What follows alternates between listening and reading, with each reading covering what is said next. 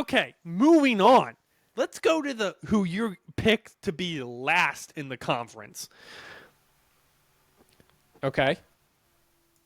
Cincinnati. Oh, yeah. For sure. Because, come on. You've made them basically lose every single game. Okay, so their Lord and Savior, Luke Fickell, has left for greener pastures in Oklahoma. I have made them lose like every game this year. You have. I have.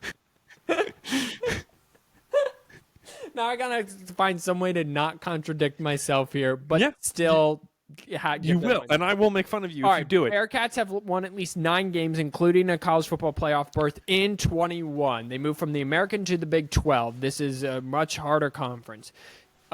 New coach, Scott Satterfield, coming from Louisville, where he came from Appalachian State when they were in the FCS, came to Louisville, didn't really have a lot of success here, so he goes to Cincinnati.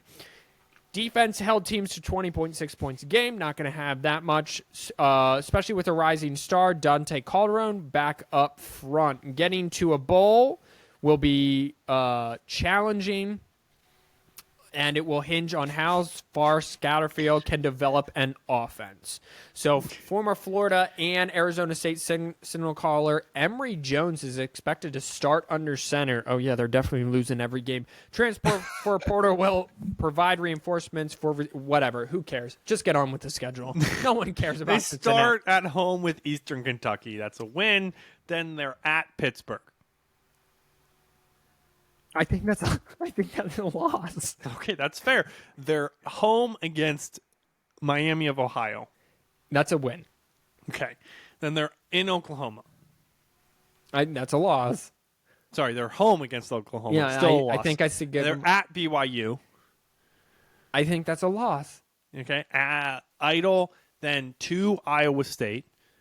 I think that's a win. Sorry, home against Iowa State and home versus Baylor. Home versus Baylor. I think that's a loss to Baylor. But they beat Iowa State. At Oklahoma State. At Oklahoma is a loss. Versus UCF. They're home versus UCF. I gave them a loss already. They're at Houston.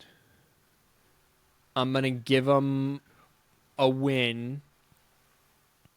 Okay. And then they're at West Virginia.